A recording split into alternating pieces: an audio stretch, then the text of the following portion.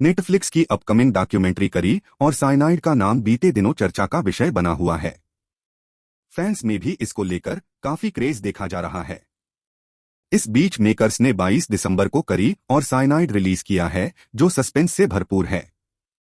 Documentary के इसको OTT platform Netflix India ने अपने ऑफिशियल चैनल पर शेयर किया है। इसमें यह साफ देखा जा सकता है कि करी और साइनाइड मर्डर मिस्ट्री डॉक्यूमेंट्री है।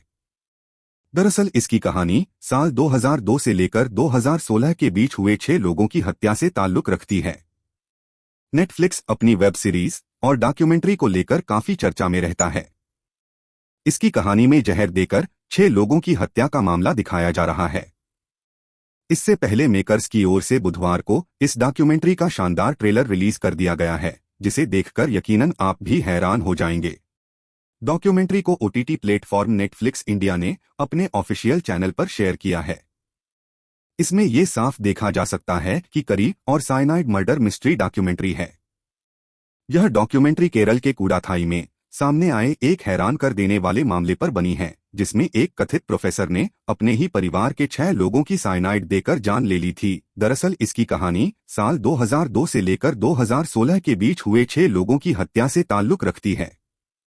इस मामले में आरोपी जॉली जोसेफ ने किस तरह से अपने परिवार के 6 लोगों को खतरनाक जहर साइनाइड की मदद से मौत के घाट उतारा, वो आपको करी और साइनाइड में देखने को मिलेगा। ये दिल दहलाने वाली घटना भारत के केरल राज्य में हुई थी। यह कहानी है जोलियम्मा उर्फ जॉली जोसेफ की। जॉली जोसेफ को उसके पड़ोसी एक परफेक्ट महिला मानते थे। वह कोझिकोड के प्रतिष्ठित नेशनल इंस्टीट्यूट ऑफ टेक्नोलॉजी में प्रोफेसर थी। सबकी मदद करने के लिए हमेशा तैयार रहती थी। लेकिन उसकी असल कहानी कुछ और ही निकली, जो बताती है कि जो दिखता है वह हमेशा सच नहीं होता। और तो और उसकी हकीकत कहीं ज्यादा घिनौनी और भरोसा तोड़ने वाली हो सकती है। जॉली की सास का निधन एक रहस्यमयी बीमारी के चलते हुआ था। उसके 3 करीबी रिश्तेदारों ने दिल के दौरे की वजह से दम तोड़ा था और उसकी 2 साल की भतीजी की दम घुटने से मौत हो गई थी। कई दिनों तक जॉली अपने घर पर किसी का साया होने की बात कहती रही थी। उसने अपने घर और पड़ोस में ऐसा मायाजाल बुना था कि सबको यही लगता था कि वह एनआईटी में प्रोफेसर है। लेकिन इन सब की असलियत कुछ और थी।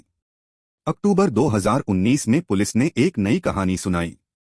पुलिस की इस कहानी में किसी का साया होने का जिक्र नहीं था, बल्कि जॉली ने इन सभी को एक एक करके साइनाइड जहर देकर मारा था। जब तक पुलिस ने इन घटनाओं का पर्दाफाश नहीं किया था, तब तक उसके पड़ोसियों को उस पर रत्ती भर भी शक नहीं था। पड़ोसियों को कभी भी किसी भी तरह की जरूरत होती थी तो जॉली जोसेफ उनकी मदद के लिए हमेशा हाजिर रहती थी।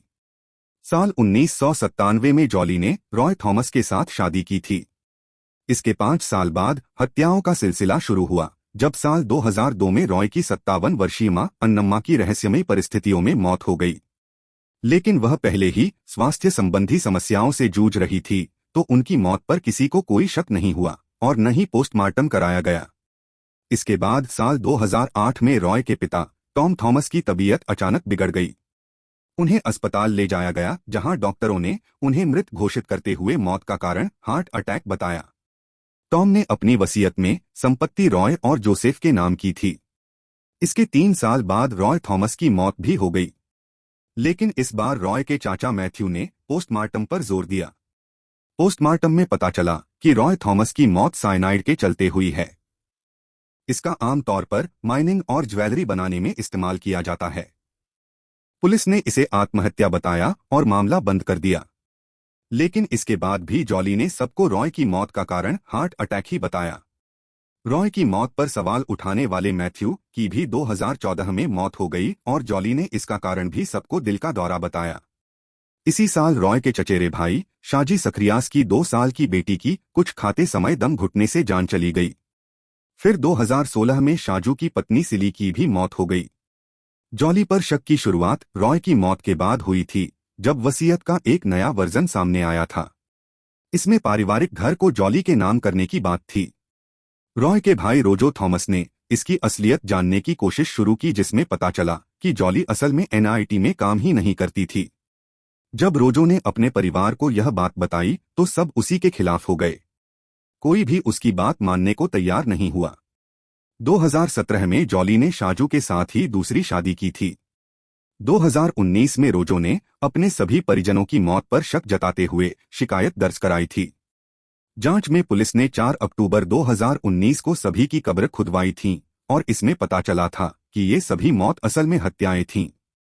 मामले में जॉली के साथ उसके एक संबंधी एमएस मैथ्यू और एक सुनाव प्राजकुमार को भी गिरफ्तार किया गया था, जो साइनाइड सप्लाई करने के लिए जिम्मेदार थे।